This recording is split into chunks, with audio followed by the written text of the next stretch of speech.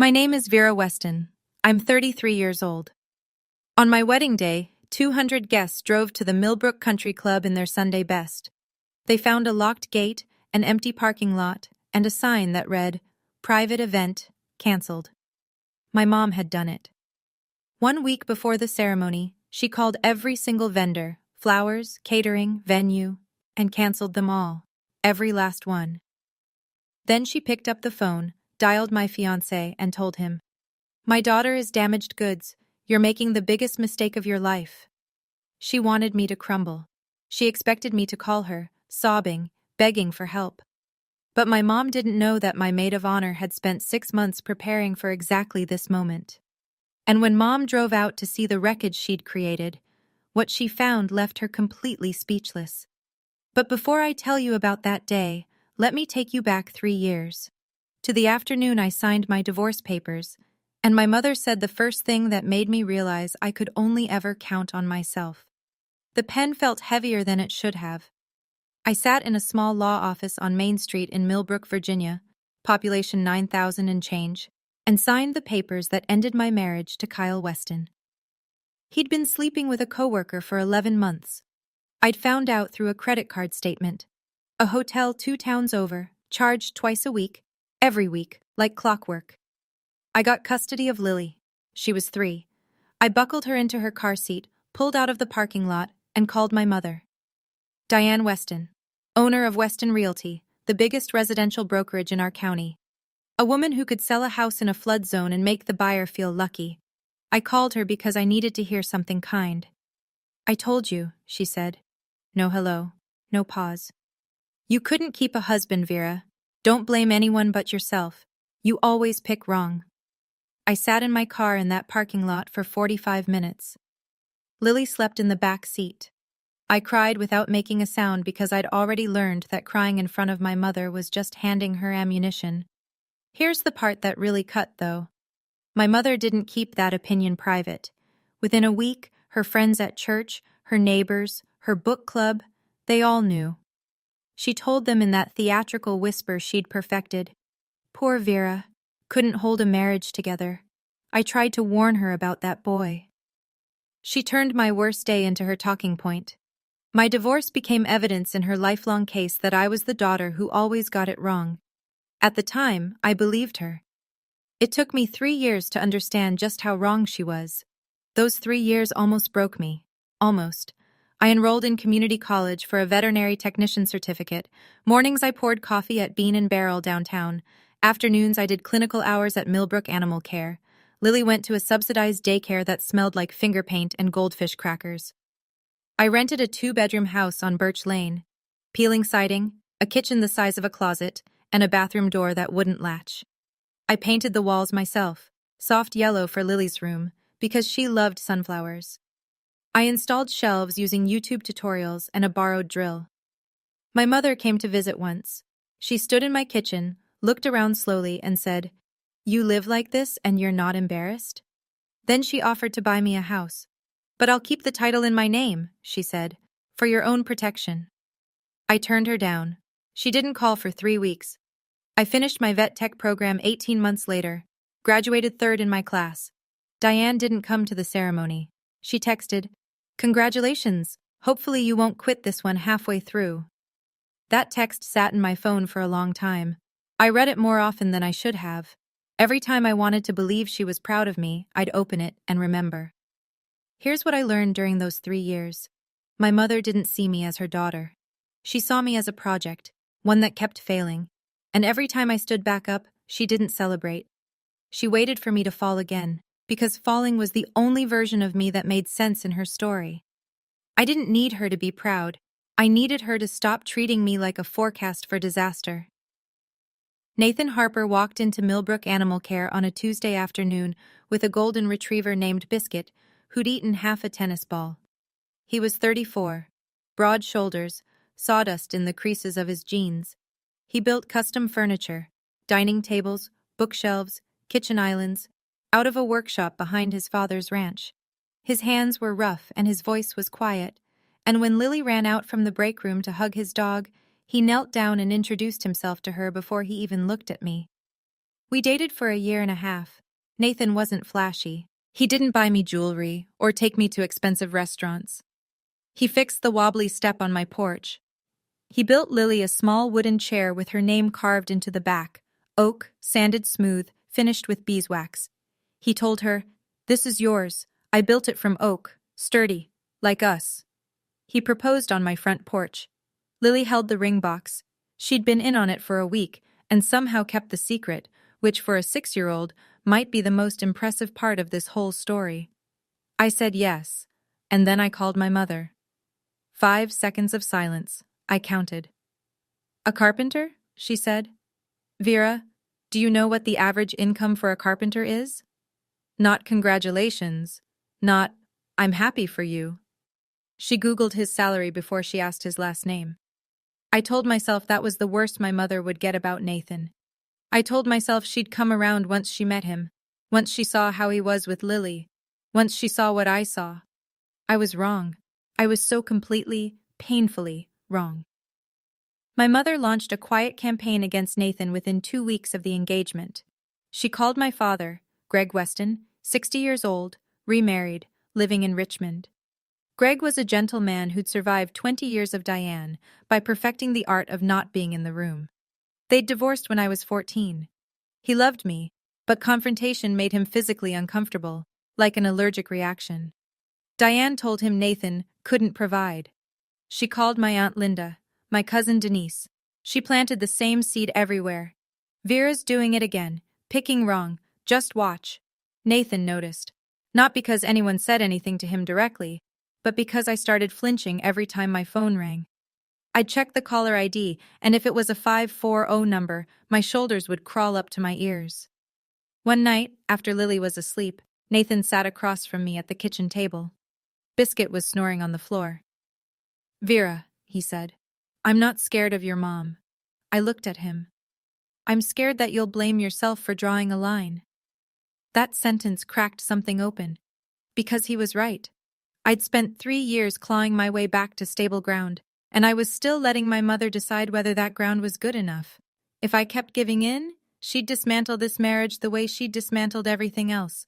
And Lily, my bright, funny, sunflower-loving kid, would grow up watching her mother bow her head every time the phone rang.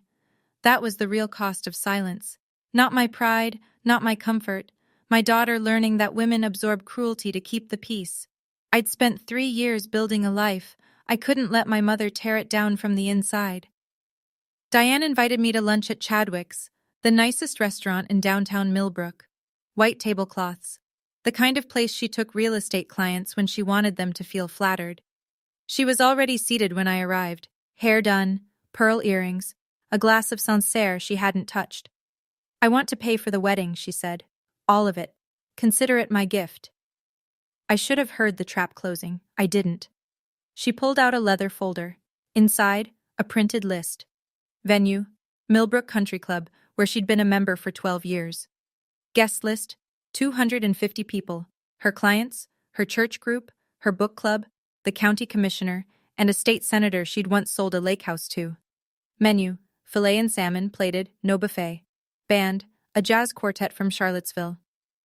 "Mom," I said, "your guest list is 200 people. How many are mine?" She sipped her wine. "How many do you need? 30? 40? I stared at her. 250 guests, and I'd get 40 seats at my own wedding. My friends, my coworkers, the people who'd actually been there during the worst years of my life. They'd be squeezed into a corner while Diane's real estate network ate filet mignon and congratulated her on a lovely event. "I need to think about it," I said. "Don't think too long," she said. "The club books up fast." I drove home with my hands tight on the wheel. I already knew my answer. I'd known it before the appetizers arrived, but I also knew that saying no to Diane Weston wasn't a conversation. It was a detonation. I called her the next morning. "Mom, Nathan and I are grateful, but we want to handle the wedding ourselves." Silence. 3 seconds. 4. "Handle it yourselves," she repeated, flat. "What does that look like, Vera? A backyard? Costco cake?" "If that's what it takes, then yes." "You're destroying yourself. Again." "Mom, I love you, but this wedding is mine and Nathan's." She hung up. No goodbye. Just a click and a dial tone. I stood in my kitchen holding the phone and realized my hand wasn't shaking. That surprised me. For years, hanging up with my mother felt like stepping off a ledge. This time it felt like stepping onto solid ground. What I didn't know, what I wouldn't learn until weeks later, was that Diane had already signed contracts. Before our lunch, before she'd even asked me, she'd walked into the Millbrook Country Club, the florist and the caterer, and put deposits down, her name on every contract, her credit card on file. She hadn't offered to pay for my wedding. She'd already purchased it. The lunch was a formality. She was presenting me with a finished product and calling it a gift. So when I said no, I wasn't turning down a generous offer.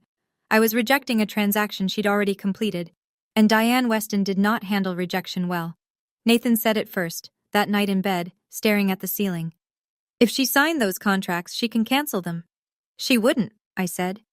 He turned his head and looked at me. He didn't argue. He didn't need to.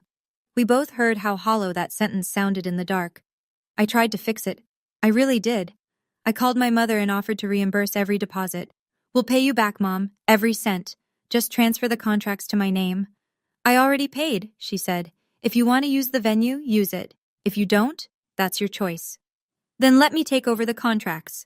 They're in my name, Vera. That's how it works. I called the country club directly. The events coordinator was polite, careful, and very clear. The contract was between Millbrook Country Club and Mrs. Diane Weston.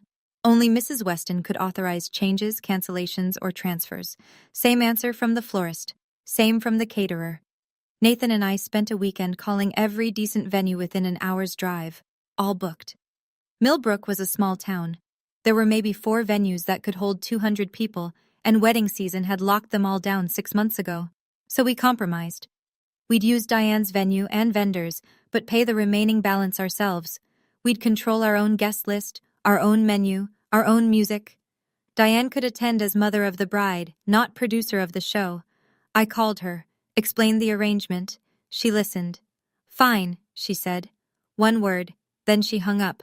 Nathan sat across from me, elbows on the kitchen table, Biscuit's head on his boot. You know what she's holding, right? He said. She's holding the kill switch. As long as those contracts are in her name, she can pull the plug whenever she wants. She's my mother, Nathan. She wouldn't burn down my wedding. He reached across the table and squeezed my hand. He didn't say anything else. He didn't have to. Rachel Kemp had been my best friend since 9th grade. We'd survived high school algebra together, cried in each other's cars after bad breakups, and split a terrible apartment in our early 20s where the hot water lasted exactly 4 minutes. Rachel was the person I called when I found Kyle's hotel charges. She was the person who showed up with garbage bags and helped me pack. Rachel was also a professional event coordinator. She planned weddings, corporate parties, fundraisers. The woman could organize a 3-course dinner for 100 people with 6 days' notice and make it look effortless. She'd built her business from scratch. Same as me with my vet tech career, same as Nathan with his furniture. 2 weeks after I told Diane we'd handle the wedding ourselves, Rachel took me out for coffee. Vera, she said, if your mom cancels everything, do you have a backup? She won't go that far. Rachel set down her mug. I've known your mother since we were 15. I watched her throw away your prom dress because she didn't approve of your date. I watched her call your college advisor and try to change your major. She will absolutely go that far. I didn't answer. Let me handle it, Rachel said. You focus on being the bride. I'll make sure there's a wedding no matter what Diane does. I thought she was being dramatic, overprotective. I smiled and changed the subject. Later, I'd learned that Rachel went home that night and opened a new file on her laptop. She labeled it V&N Backup. She started making calls. She contacted vendors in her professional network. She reached out to someone I hadn't even considered. I didn't ask questions. I should have. Rachel was already 3 steps ahead. Every Sunday we drove out to Harper Ranch for dinner. Tom Harper, Nathan's father, was 63, widowed 5 years, and ran a 40-acre spread about 20 minutes outside Millbrook. He raised a few horses, kept a vegetable garden the size of my entire backyard, and cooked like a man who'd learned that feeding people was its own kind of love. Tom had treated Lily like a granddaughter from the first time Nathan brought us out.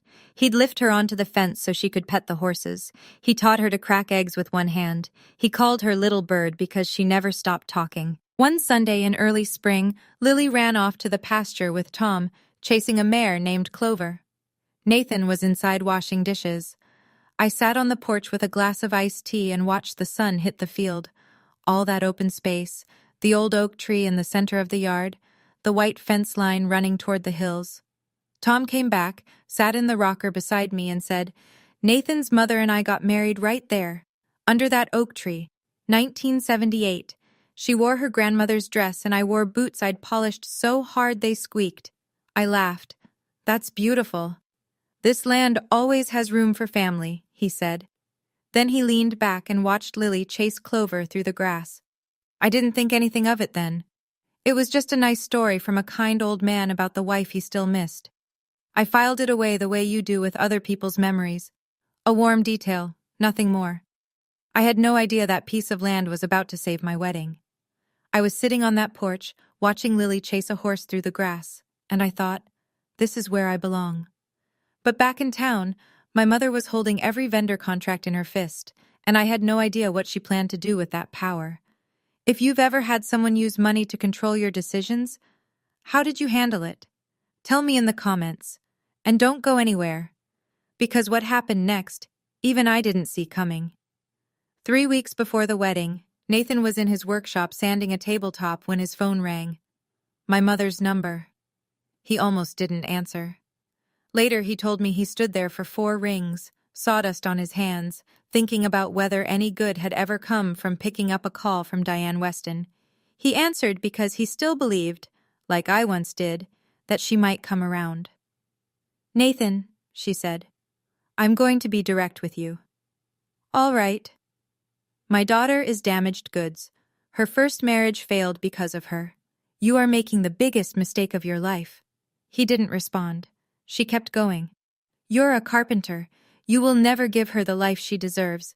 And when she gets bored, and she will, she'll leave you the same way she left Kyle."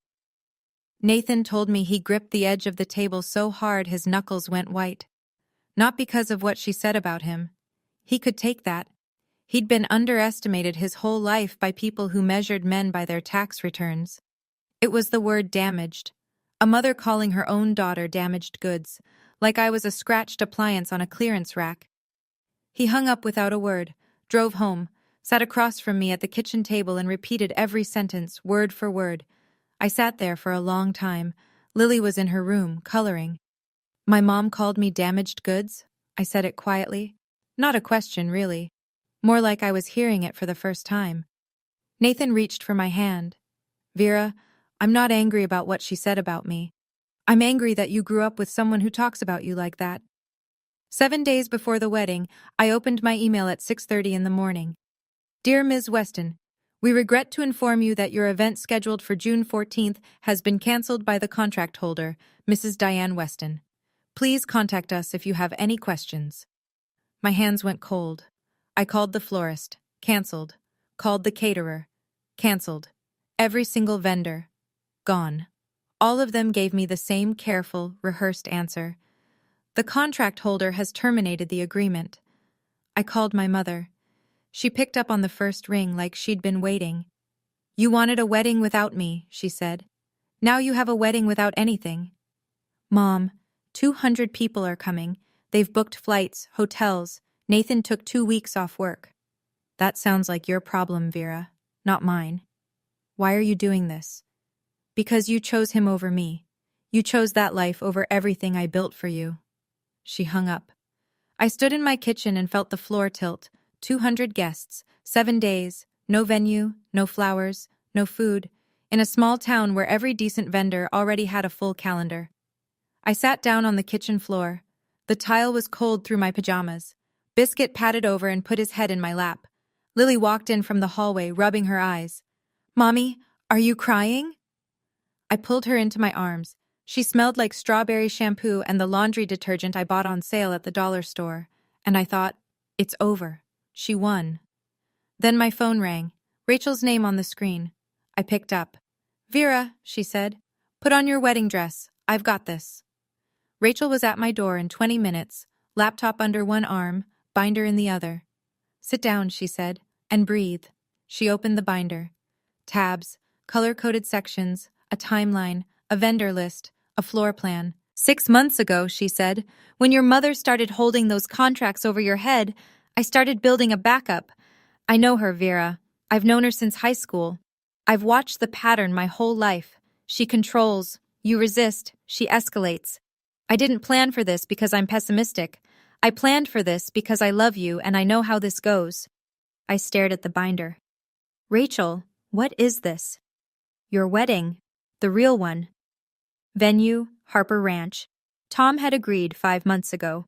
Rachel had called him the week Diane refused to transfer the contracts. Tom said yes before she finished asking. Catering. A barbecue truck Rachel had used for 3 client events, plus 2 small restaurants in her network who owed her favors. Flowers. Neighbors and friends had been growing extra cutting flowers all spring. Rachel supplemented with bulk orders from the farmer's market in Staunton. Music. 2 of Nathan's friends played bluegrass guitar. They'd been rehearsing for a month. Decor. String lights, mason jar candles, long wooden tables that Nathan had built himself and stored at the ranch without telling me. Tom's property had the oak tree, the pasture, the sunset. It's not a country club, Rachel said, but it's yours. I couldn't speak for a full minute. One more thing, she said. I sent a change of venue email to every guest 5 days ago. When I confirmed the vendors were canceled, I activated the redirect. Most people already know. I hugged her so hard, the binder fell on the floor. June 14th, wedding day. At 9 in the morning, the Millbrook Country Club sat empty, locked gate, dark windows, a small sign on the event entrance. Private event, canceled. The parking lot held exactly 1 car, a silver Mercedes, my mother's. Diane pulled up to the gate, saw the sign, the empty lot, the silence. She sat in her car for a few minutes. I imagine she smiled. I imagine she felt the particular satisfaction of a woman who believes she's just proven a point. Then she drove away. 20 minutes south, Harper Ranch was already alive. Tom and Nathan had been up since dawn, stringing lights through the oak tree's lower branches. Mason jars with tea candles lined the fence posts. Rachel directed a crew of 6 friends, arranging chairs in a half circle under the oak. The barbecue truck was parked by the barn, smoke already curling from the stack.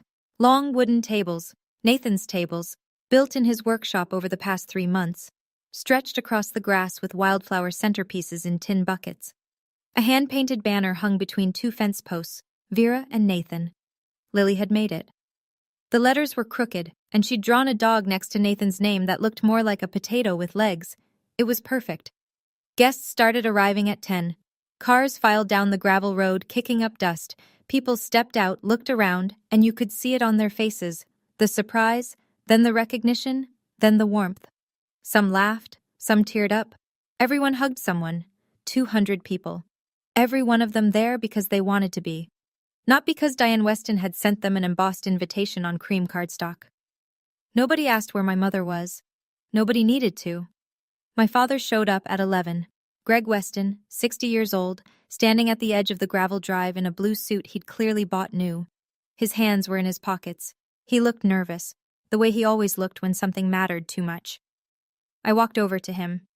He took one look at me in my dress, a simple white gown I'd found online for $200, hemmed by Rachel's seamstress aunt, and his eyes turned red. "You look beautiful," he said, then quieter. "I'm sorry I stayed quiet for so long." I took his arm. He walked me down the aisle, a path between 2 rows of mismatched chairs, lined with wildflowers, leading to the oak tree where Tom and Nathan's mother had been married 48 years ago. Lily walked ahead of us, scattering petals from a wicker basket, waving at everyone she recognized, which was everyone. Nathan stood under the oak in a white shirt with his sleeves rolled up. His eyes were wet before I reached him. Rachel officiated. She stood between us with a single index card. No script, no memorized speech, just a few sentences about showing up for the people you love. I'd written my vows on a napkin at 3 in the morning. I said, "I was afraid to love again, but you taught me that love isn't losing control. It's choosing to trust each other every single day. Nathan said, I built you a chair, and you gave me a family. Lily tugged on his sleeve. Can Biscuit come up here too? Everyone laughed. Biscuit trotted up, tail swinging, and sat between us like he'd been rehearsed.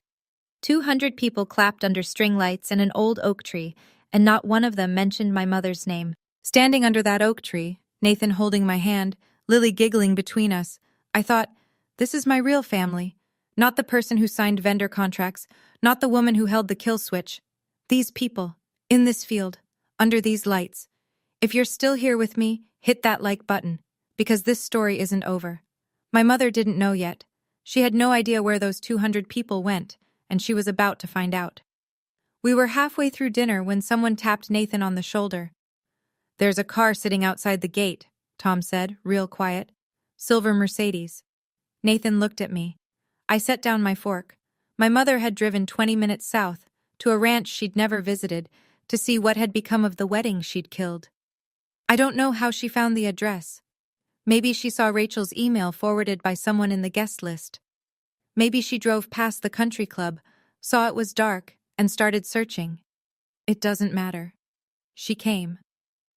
Diane Weston walked through the ranch gate in a cream-colored blazer and heels that sank into the grass with every step. She stopped at the edge of the yard and looked around. 200 people. String lights tangled through oak branches. Long wooden tables with wildflower centerpieces. The barbecue truck. A bluegrass guitar playing Wildwood Flower. Lily chasing Biscuit between the tables. Laughter everywhere. She'd come expecting ruins. She found a celebration. I saw her from across the yard. Our eyes met over 50 feet of grass and 200 people who hadn't needed her permission to be happy. Rachel noticed before I could move. She walked over to Diane, calm as a woman returning a library book. Mrs. Weston, this is a private event. The guest list has been confirmed. Diane looked at Rachel, then at me. Rachel held steady. You canceled the wedding, Mrs. Weston, but you didn't cancel this family. Diane's mouth opened. Nothing came out. I watched my mother stand at the edge of my happiness and realize, maybe for the first time, that she couldn't reach it, she couldn't control it, and she definitely couldn't cancel it. I turned back to Nathan. I picked up my fork. She stood there for 2 full minutes. I know because Nathan was watching the clock on his phone under the table, his hand resting on my knee. 2 minutes. That's how long Diane Weston stood on the edge of Harper Ranch, waiting for someone to acknowledge her. Waiting for someone to offer a seat, a plate, a glass of wine. Waiting for the gravitational pull she'd always had in every room she entered. Nobody moved. A few guests noticed her. I saw their heads turn, the quick whisper to the person beside them. That's her mother. Then they turned back to their plates, their conversations, their kids running through the grass.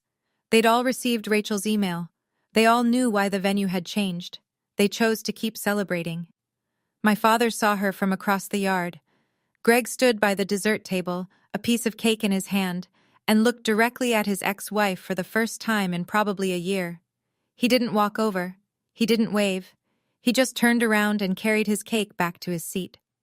That might have been the bravest thing my father ever did.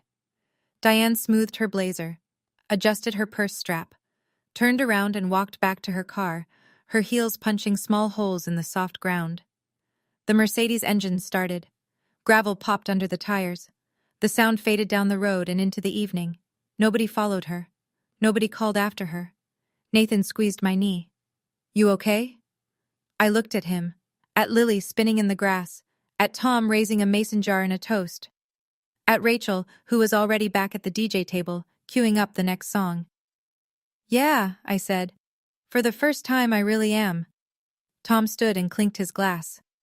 This family got 2 new members today, Vera and Lily. Welcome home. Small towns don't keep secrets. They circulate them. By Monday morning, everyone in Millbrook knew. The mother who canceled her own daughter's wedding. The vendors she axed a week before the ceremony. The country club left dark and empty while 200 guests celebrated on a ranch 20 minutes south.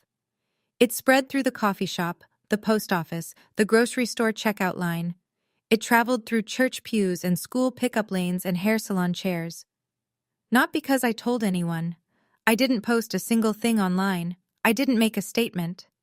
I went on my honeymoon, 3 days in a cabin near Shenandoah, and came home to a town that had already made up its mind. 3 families pulled their property listings from Weston Realty within the first 2 weeks. Not as revenge. Nobody called them and asked. They just decided independently that a woman who'd sabotage her own daughter's wedding might not be someone they trusted with the biggest financial decision of their lives. Diane called me on a Wednesday. "Are you satisfied?" she said. "You've ruined my reputation." "Mom, I didn't tell anyone." "Then how does everyone know?" "You canceled vendors in front of 200 people, Mom. You didn't need me to spread the word. You did that yourself." Silence. Then a click. That night my father called. Greg, quiet, conflict allergic, never rock the boat Greg, called me at 9 p.m. and said something I'd waited my whole life to hear. "I'm proud of you, Vera. I should have said it a long time ago. I should have said a lot of things a long time ago." I sat on my new porch, Nathan's porch, our porch, and cried. The good kind. The kind that washes things clean. A month after the wedding, a card arrived in the mail. Pink envelope. Addressed to Lily, not to me. "Happy birthday, sweetheart. Grandma loves you." No mention of the wedding, no mention of me. Just a $20 bill tucked inside a card with a cartoon kitten on the front. Lily held it up. "Mommy, how come Grandma didn't come to the wedding?" I knelt down so we were eye to eye. "Grandma wasn't ready, baby. Sometimes grown-ups need time." "Is she mad at me?" "No, sweetheart. She's not mad at you. Not even a little bit." Lily seemed to accept that. She stuck the $20 in her piggy bank and went back to coloring. I sat at the kitchen table that night and wrote my mother a letter. Not an email, not a text. A letter, on paper, in an envelope, with a stamp. Because some things need weight. "Mom, I love you. I've always loved you. But I will not allow anyone, including you, to call me damaged goods. I will not let anyone teach my daughter that a woman's worth depends on a man's paycheck or a mother's approval. When you're ready to respect my family, Nathan, Lily, and me, the door is open. But it opens on my terms, not yours. Vera." She didn't reply. Not a call, not a letter, not a text. But 2 weeks later, scrolling through Facebook, I saw it. A tiny thing, barely noticeable. Diane had liked a photo of Lily, the one where she's sitting on her oak chair, grinning at the camera with a gap-toothed smile. Just a like, that was all. I didn't call. I didn't reach out. Some doors stay open quietly, and you wait to see who walks through. 6 months later, our life looked like this. The small house on Birch Lane. Except now Nathan had built a new room off the back for Lily. Her own space, with a window that looked out onto the yard where Biscuit spent his days chasing squirrels he was never going to catch. He'd framed it, drywalled it, painted it sunflower yellow. Lily helped him pick the color. I got promoted at the clinic. Senior vet tech. A small raise, nothing dramatic, but enough to stop checking my bank balance before every grocery run. Nathan's workshop was busier than it had been in years. Word of mouth from the wedding. Guests who'd eaten dinner on his handmade tables, who'd run their fingers along the grain and asked where they could buy one. He had a 3-month wait list by September. Every Sunday, we still drove to the ranch. Tom cooked. Lily rode Clover. Biscuit rolled in the grass. Nathan and Tom argued about fence repairs the way fathers and sons have argued about fence repairs since the invention of fences. Rachel's event business picked up too. Guests from our wedding, the one she'd pulled together from nothing, started hiring her. Someone told a reporter for the county paper about it, and Rachel got a half-page feature. Local coordinator saves wedding from family sabotage. She framed it and hung it in her office next to her business license. Lily started calling Nathan Daddy in October. It happened at dinner. She asked him to pass the salt and said, "Daddy, can I have more?" Like it was the most natural word in the world. Nathan's fork stopped halfway to his mouth. He looked at me. I nodded, my eyes full. "Of course, sweetheart," he said. "I didn't beat my mother. I just stopped losing. If you asked me what revenge is, I'd tell you this. Revenge isn't a phone call or a public speech or a devastating one-liner delivered at the perfect moment. Revenge is waking up in a house you built, next to a man who thinks you're the furthest thing from damaged, and watching your daughter eat pancakes shaped like a dog because her stepdad learned to make them from a YouTube video at midnight. My mother canceled the venue. She canceled the flowers. She canceled the food, the music, and every plan I'd made. But she couldn't cancel Rachel. She couldn't cancel Nathan. She couldn't cancel Tom, or Lily, or the 200 people who drove down a gravel road to stand under an oak tree and choose us. Boundaries aren't walls, they're doors. You decide who walks through, you decide the terms. And if someone you love can't meet those terms, you leave the door open and you wait. But you don't tear it off the hinges just because they're knocking. I don't know if my mother will ever walk through that door. I hope she does. I hope she sits at my kitchen table and drinks the coffee I make too strong and watches Lily show her the birdhouse Nathan helped her build. I hope for that every day. But I'm done hoping at the expense of my peace. My name is Vera Weston Harper. I'm a vet tech in a small town. I'm married to a carpenter. I live in a house with a yellow room, a golden retriever, and a 6-year-old who just lost her second tooth. And I am not, and never was, damaged goods. I'm sitting on my porch right now. Lily's drawing in the yard. Nathan's sanding something in the workshop. Biscuit is asleep at my feet. It's quiet. And that quiet is mine. That's my story. If you've ever had to draw a line with your own family, if you've ever stood in your kitchen wondering whether keeping the peace was worth losing yourself, I'd love to hear from you. What would you choose? Peace at any price, or self-respect even when it hurts? Drop boundaries in the comments if you chose yourself. And if you want more stories like this one, there's a link in the description. There's one about a mother-in-law who tried to manipulate a will that you will not believe. See you there.